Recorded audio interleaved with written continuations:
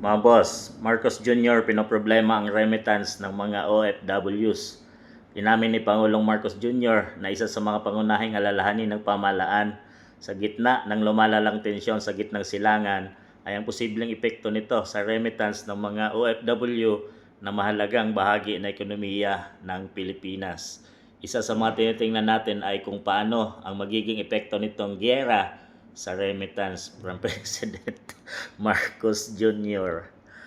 Ay, nako, nako mga boss.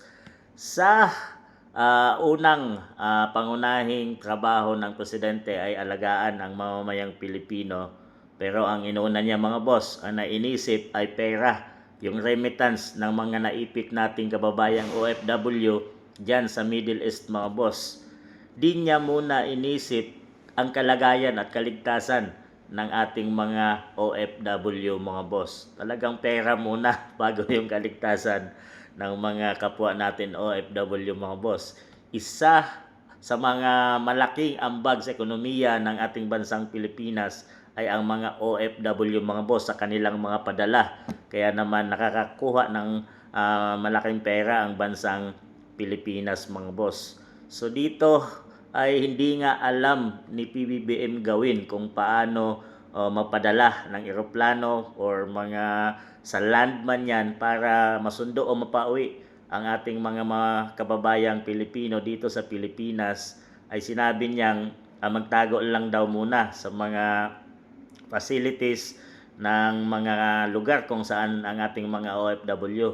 Magtago sila muna kung saan sila safe. Dahil sa ngayon ay hindi pa daw pwede mga boss. Talagang wala pang naisip na paraan si PBBM paano masolusyonan ang pag-uwi ng ating mga kababayang OFW na marami nang natatakot mga boss dahil sa bakbakan dyan sa pagitan ng Iran at ng Israel mga boss. So ilang bansa na mga kalapit na bansa dyan sa mga lugar na yan ay naapektuhan gaya ng UAE, Qatar dyan mga boss.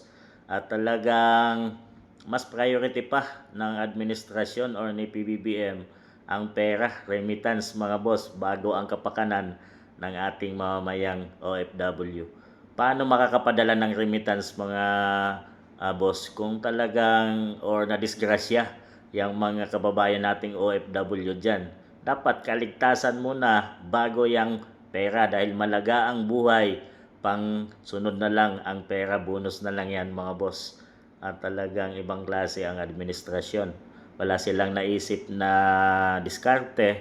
Sa ngayon ay nakipagtulungan naman sila sa mga embahada natin sa iba't ibang lugar na yan. Pero ang pagpapauwi ng mga Pilipino ay wala pa silang maisip.